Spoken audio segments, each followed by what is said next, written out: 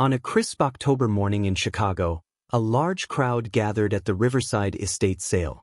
Among the curious shoppers was Sophia Martinez, an experienced antique dealer. She moved swiftly through the mansion, her trained eye identifying valuable items amid the clutter. The Williamson family had lived in the home for nearly a century, but after the passing of the last heir, Margaret Williamson, the contents were being sold off. The personal belongings, now priced, were a stark reminder of a lifetime reduced to mere goods. In the wood-paneled library of the mansion, Sophia discovered a collection of old photographs on a mahogany desk. Most of the pictures were typical family shots: graduations, weddings, and holiday gatherings. But one particular photo stood out. The frame, tarnished by age, held a black-and-white portrait from the 1920s. A young couple stood in their living room, the man in a three-piece suit, his hair slicked back, and the woman in a flapper-style dress. Between them, the woman cradled a baby in a delicate christening gown. At first glance, the photo seemed to capture the prosperity and joy of the 1920s. The couple beamed with pride, and the lighting suggested it was a formal portrait rather than a casual snapshot. However, as Sophia studied the baby's expression, something unsettling struck her. While the parents smiled warmly, the infant's eyes seemed different. There was an intensity in them, as though the baby was aware of something the others could not see. Sophia bought the photo for $25, feeling a strange connection to the child's gaze. Back at her antique shop, she carefully examined the back of the photo, as she often found valuable details hidden there. To her excitement, it bore an embossed stamp reading Henryk Kowalski Photography Studio, Chicago, Illinois, along with the date October 15, 1920. Beneath that, in different handwriting, were the names Robert, Catherine, and baby Thomas Williamson. Sophia's heart raced. She recognized the Kowalski name. Henryk Kowalski was a renowned photographer in the 1920s, famous for capturing portraits of Chicago's wealthy elite. His studio was known for meticulous record-keeping, and if the archives still existed, they might shed light on this particular photo session. After hours of searching online, Sophia discovered some intriguing details. Robert Williamson was a successful banker, part of Chicago's financial elite, while Catherine Williamson came from a wealthy family that had made its fortune in railroads. But it was the information about baby Thomas that made Sophia pause. She found an obituary in the Chicago Tribune that revealed Thomas had passed away in November 1920, just a month after the photograph was taken. The cause of death was listed as sudden infant death syndrome, SIDS, a poorly understood condition at the time. Now, knowing the tragic fate of the baby, Sophia couldn't help but stare at his expression again. The eyes that once seemed curious now seemed even more haunting. Could the camera have captured something beyond what the human eye could see? Intrigued, Sophia called Dr. Elizabeth Chen, a photography historian, hoping she could help explain the photo's oddity. Dr. Chen was immediately interested and invited Sophia to bring in the photo. When Sophia arrived at Dr. Chen's office the next morning, she was surrounded by vintage cameras and historic portraits. Dr. Chen began examining the photo under special lighting, commenting on Kowalski's reputation for capturing not just the outward appearance of his subjects, but their inner essence. The quality of the photo was exceptional, even by Kowalski's standards, with remarkable attention to detail in the textures of the clothing and the baby's christening gown. Dr. Chen focused intently on the baby's face, asking Sophia to look at what was unusual about the expression. The first thing she pointed out was that babies so young, likely only a few months old, usually show very limited facial expressions, smiling, crying, or sleeping. But this child's expression seemed different. It appeared as if he was staring at something outside the camera's view, something not in the direction of his parents or the photographer. Dr. Chen adjusted her equipment for a closer look and noted that the baby wasn't simply curious or startled. Instead, he looked tired, maybe even afraid. Dr. Chen then noticed something about the lighting in the photograph. Kowalski was known for using natural light in his portraits, but this one was different. There were multiple light sources, and the shadows seemed to indicate that a bright light, possibly a reflection or an additional lamp, was positioned where the baby was looking. It didn't match Kowalski's usual style. After a moment of silence, Dr. Chen leaned back and removed her glasses, a gesture that Sophia was beginning to recognize as significant. She said, "When babies so young have such a focused expression, it's usually because they're reacting to something immediate around them. The question is, what was in that room that we can't see in the photo?" Sophia quietly added, "The baby died a month later. Sudden infant death syndrome, according to the records." Dr. Chen's expression turned serious. "That changes things," she replied. "In 1920, SIDS wasn't understood well, and many infant deaths were wrongly attributed to it. But with this child's expression..." She paused, staring at the photograph again. "I think we need to research this family more." Sophia spent the next several days diving into research at the Chicago History Museum. The Williamson family appeared to fit the profile of wealthy Chicagoans from the 1920s, attending charity events, making business deals, and appearing in society columns. But as Sophia dug deeper into newspaper archives and public records, a more complex story started to unfold. She discovered that Robert Williamson, the father, wasn't just a banker. He had been involved in controversial financial deals in 1919 and 1920, including investments that were later investigated for fraud. Although he was never formally charged, his name had been linked to schemes that ruined several families. The personal details were even more troubling. Catherine Williamson, the mother, had been hospitalized twice in 1920 for what was euphemistically called nervous exhaustion, a term used back then for what we would now recognize as severe depression or anxiety. But it was a small item in the Chicago Tribune Society section from November 1920 that really disturbed Sophia. It announced that, following the loss of their infant son, Thomas, the Williamsons were planning to travel abroad indefinitely. Catherine's doctor had recommended a change in climate for her health. Sophia then found more unsettling clues in the Cook County property records. The Williamsons had sold their home on North Lakeshore Drive in December 1920, just 2 months after the portrait was taken and a month after Thomas's death. The sale had been quick and quiet, with the house going for much less than its assessed value. In the genealogy section of the Chicago Public Library, Sophia uncovered something even more chilling. Thomas wasn't the Williamsons' first child to die young. Catherine had given birth to a daughter, Mary, in 1918. Mary died at 8 months old, also attributed to sudden infant death syndrome. 2 babies, both gone before their first birthdays, both deaths linked to the same mysterious cause that doctors barely understood back then. Sophia stared at the photograph once more, her eyes focusing on Thomas's worried expression. Had the baby somehow sensed the danger he was in? Her research led her to one final discovery. The Williamson house was still standing. It had been converted into luxury condos in the 1980s, but the building's original structure remained largely intact. The current owner, Dr. Amanda Foster, a pediatrician, had bought the condo because of its historical significance. Sophia reached out to Dr. Foster, explaining her research into the photograph and the Williamson family's tragic history. "I'd love to see where this portrait was taken," Sophia said. "Sometimes seeing the actual space can provide clues about what was going on when the photograph was made."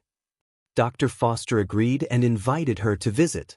"Of course," she said, "though I should warn you, there are some unusual things about this apartment that might interest you, given what you're investigating."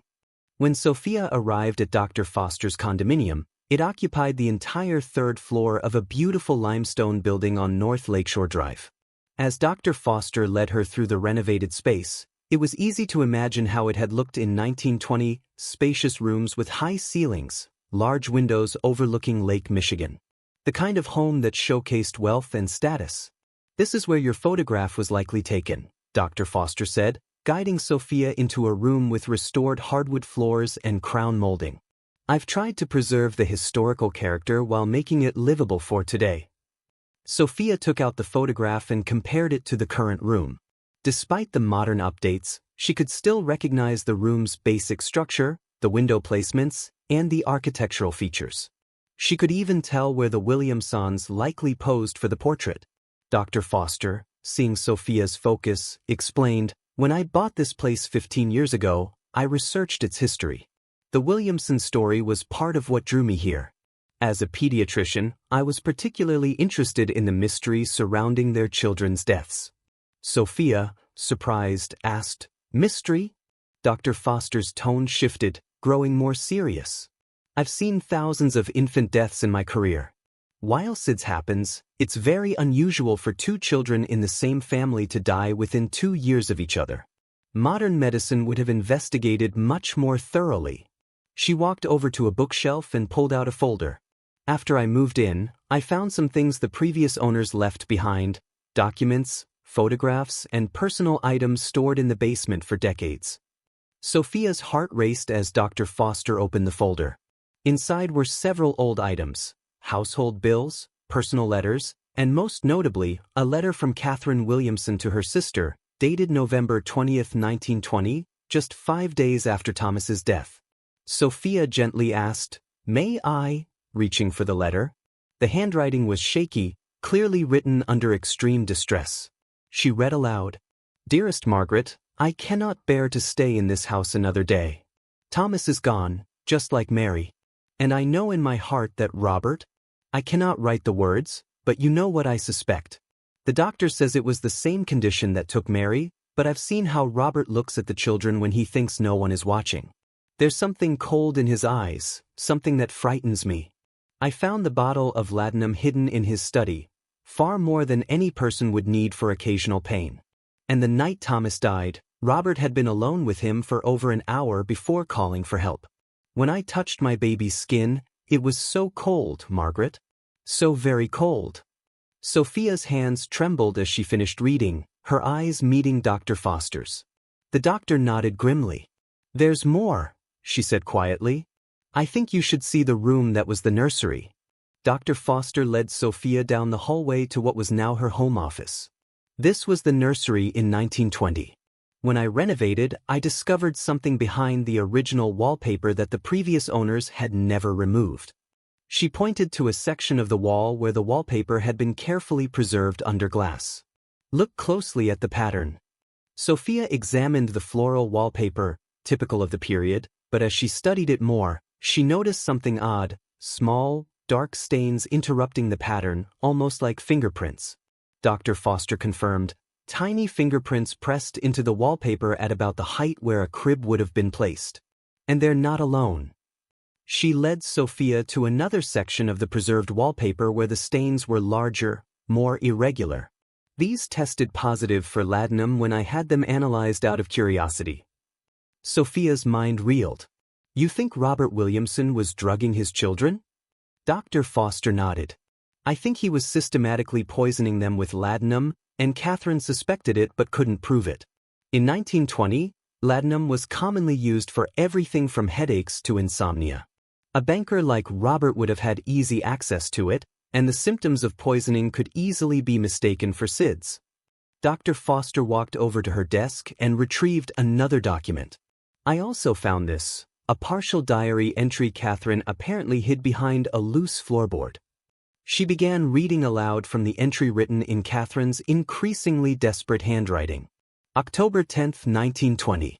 "Thomas has been so listless lately, sleeping far more than a healthy baby should.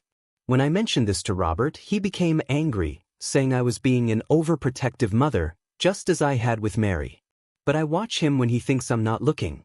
I've seen him give Thomas what he claims is medicine, but the baby always becomes drowsy afterward. I found the small brown bottle in Robert's study again, the same type that was there when Mary was sick. He says it's for his back pain, but I've never seen him take any. And there are marks on the bottles, tiny scratches that look like someone has been measuring doses. Tonight, I'm going to watch more carefully. I'm going to protect Thomas, even if it means—" The entry ended abruptly, as if Catherine had been interrupted. Sophia looked back at the photograph, now understanding why baby Thomas's expression had seemed so weary. He wasn't just looking at the camera or his parents during the portrait session, he was looking at his father. Dr. Foster agreed. "That would be my assessment too. Babies that young are incredibly sensitive to danger. If Robert had been poisoning Thomas, the child would have learned to associate his father's presence with feeling sick, with pain. That expression in the photograph is no coincidence. It's a baby's instinctive recognition of threat." With this new understanding, Sophia returned to her research with renewed urgency. She needed to find Henryk Kowalski's studio records, hoping they might confirm their suspicions. After a few phone calls and emails, she learned that Kowalski's archives had been donated to the Chicago Photography Archives at Columbia College after his death in 1965. The archivist, Dr. Marcus Webb, agreed to meet with Sophia to examine any records related to the Williamson portrait. Kowalski was incredibly detailed in his record-keeping, Dr. Webb explained as they descended into the climate-controlled basement where the archives were stored. He documented not just the technical aspects of each shoot but also included personal observations about his subjects. They located the 1920 ledger, and Dr. Webb turned to the October entries. There, in Kowalski's precise handwriting, was the entry for October 15, 1920. Mr. and Mrs. Robert Williamson with infant son Thomas. Commissioned formal family portrait for holiday cards. Payment $50 in advance. Technical notes. Natural lighting from east windows, supplemented with reflector. Mrs. Williamson very nervous throughout session. Sophia felt a chill as she read through Kowalski's notes.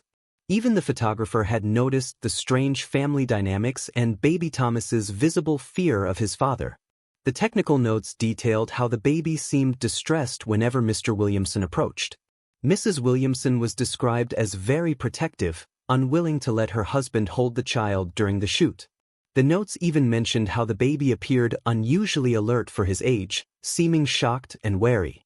Kowalski had recommended rescheduling the session when the baby was more settled, but Mr. Williamson insisted on proceeding.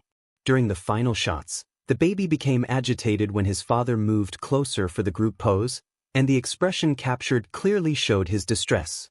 Mrs. Williamson had requested that certain poses not be included in the final selection. The evidence sent a cold shiver down Sophia's spine. Even Kowalski, a professional photographer, had noted something unsettling about the family. But there was more. Dr. Webb found a letter from Catherine Williamson to Kowalski, dated November 25, 1920, just 10 days after Thomas's death. In the letter, Catherine wrote, "Dear Mr. Kowalski, I am writing to request all photographs and negatives from our October session. My husband has asked me to retrieve them due to our son's recent passing. However, I must ask you a personal favor. If you observed anything unusual during our session, anything that concerned you about my family's welfare, please document it and keep those records safe. I fear there may come a time when such observations become important. I am enclosing payment for an additional set of prints to be held in your personal files. Please do not mention this to my husband. Sincerely, Mrs. Catherine Williamson.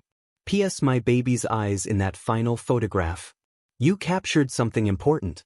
Please preserve it." Sophia realized what she had uncovered was far more than just a strange portrait. It was potentially evidence of crimes that had happened a century ago. Feeling a moral obligation to document her findings, she contacted Detective Maria Santos of the Chicago Police Department's Cold Case Unit. Detective Santos, intrigued by Sophia's discoveries, agreed to meet at the antique shop. As Sophia laid out all the evidence, the photograph, Catherine's letters, Dr. Foster's findings, and Kowalski's records, Detective Santos listened closely. "Obviously, we can't prosecute a case from 1920, Detective Santos said after a moment. "But from an investigative standpoint, this is fascinating. The pattern you've identified is consistent with what we now know about family annihilators, people who systematically kill their family members, often for financial reasons." She studied the photograph carefully. Infanticide cases from that era were rarely investigated thoroughly, especially when the perpetrator was a respected, wealthy member of the community. And laudanum poisoning would have been nearly impossible to detect with 1920s medical knowledge. Detective Santos pulled out her laptop and began searching modern databases. After a few minutes, she found records that made the case even more compelling. Robert Williamson had remarried in 1925 to a wealthy widow named Helen Morrison. She had 2 young children from her previous marriage, a son and a daughter. Sophia's heart sank as she read on. Both children died within 2 years of the marriage. The son in 1926, age 6, died of pneumonia. The daughter in 1927, age 4, from a condition described as wasting sickness. Helen Morrison Williamson died in 1928, apparently from grief and declining health. "He did it again," Sophia whispered. "It certainly appears that way," Detective Santos agreed. By 1930, Robert Williamson had inherited substantial wealth from his second wife and moved to California, where he lived comfortably until his death in 1954. Never remarried. No more children. Detective Santos closed her laptop. "What you've uncovered here is evidence of a serial killer who used his social position and the medical limitations of his era to murder multiple family members, probably for financial gain. Robert Williamson eliminated his own children and stepchildren and likely contributed to his wife's death through psychological abuse." She looked at the photograph again, focusing on baby Thomas's fearful expression. This child knew he was in danger. Somehow that camera captured his recognition of a threat that the adults around him either couldn't see or chose to ignore. As word of Sophia's discovery spread, she received an unexpected call from Dr. Patricia Williamson, a retired psychiatrist living in Portland, Oregon. Dr. Williamson explained that she was the great-great-niece of Catherine Williamson and had been researching her family's history for years. "I've been trying to understand what happened to Catherine after she left Chicago in 1920, Dr. Williamson said. "Your research may have finally provided the answers I've been looking for." They arranged to meet when Dr. Williamson flew to Chicago the following week. Dr. Patricia Williamson brought with her a collection of family documents, passed down through Catherine's sister's family. These were items that Catherine had sent to Margaret over the years. Among them was Catherine's complete diary, which she had mailed to Margaret in pieces between 1920 and 1925. The diary revealed a harrowing story of a woman who slowly realized her husband was a murderer, trapped by the social and legal constraints of her time. The entry for October 15, 1920, the day of the portrait session, was particularly revealing. "Today, we had our photograph taken. I insisted that Thomas be included, though Robert was reluctant. He said the baby would spoil the formal nature of the portrait. But I wanted a record of our family while Thomas is still with us. I have such fears about his health lately." During the session, I watched Robert's face when he looked at Thomas. The same expression I remember from when Mary was sick, cold calculation, as if he were studying a problem to be solved rather than looking at his own child. Kowalski was very kind and patient. He seemed to notice that Thomas became upset whenever Robert came near. When I asked him to take several poses with just Thomas and myself, Robert became angry, but Kowalski supported my request. "I pray that Thomas will grow stronger, but I fear Robert sees our children as obstacles to something he wants more." I found papers in his study related to life insurance policies and financial documents I don't understand. Sometimes I catch him looking at me with the same cold expression he gives the children. The diary continued to document Catherine's growing certainty that Robert had murdered their son. On November 25, 1920, she wrote, "I confronted Robert tonight about the laudanum. He became furious, saying I was having another one of my nervous episodes, but I showed him the bottle I found, the one with the residue that smells so sweet and sickly. He claimed it was old medicine left over from when the doctor treated my headaches, but I know he's lying. I cannot stay in this house. I cannot pretend to grieve with the man who killed my babies. Tomorrow, I will take what money I can access and go to Margaret. Robert can have his wealth and his reputation. I only want to be free of him before he decides that I too have become an obstacle." 6 months after Sophia's initial discovery, the Williamson case had become a subject of academic study and historical fascination. The portrait that had once seemed so innocuous was now recognized as one of the most significant pieces of criminal evidence from the early 20th century. Dr. Chen organized a symposium at Northwestern University titled Photography as Historical Evidence: The Case of the 1920 Williamson Portrait. Scholars from across the country attended to explore how modern investigative techniques could reveal hidden truths in historical photographs. Sophia stood before an audience of historians, criminologists, and photography experts, with the enlarged portrait displayed prominently behind her. Baby Thomas's fearful eyes seemed to watch over the proceedings, finally receiving the attention and understanding he had been denied in life. This photograph teaches us that truth has a way of preserving itself, Sophia concluded her presentation. Even when powerful people try to bury it. Baby Thomas Williamson couldn't speak, couldn't testify, couldn't protect himself, but his eyes told a story that survived for over a century, waiting for someone to recognize what they were seeing. In the audience, Dr. Patricia Williamson wiped away a tear. After the presentation, she approached Sophia with one final piece of Catherine's story. Catherine lived until 1965, she said quietly. She never remarried, never had more children. She spent her life working with organizations that helped abused women and children, though she never spoke publicly about her own experiences. She kept that photograph of Thomas until the day she died, along with all her evidence against Robert. Sophia asked, "Why didn't she ever go to the police?" Dr. Patricia Williamson replied, "A woman's word against a respected banker, especially when accusing him of murdering his own children. She knew no one would believe her. But she documented everything, hoping that someday someone would understand." Dr. Patricia handed Sophia a final envelope, Catherine's last letter, written just before she died. She asked that it be opened only if someone ever discovered the truth about her children. With trembling hands, Sophia opened the envelope and read Catherine's final words. "To whoever finds this truth, my babies were murdered by their father, Robert Williamson, and I was powerless to save them. I have carried this secret for 45 years, hoping that someday justice would find a way. If you are reading this, then Thomas's eyes finally spoke their truth.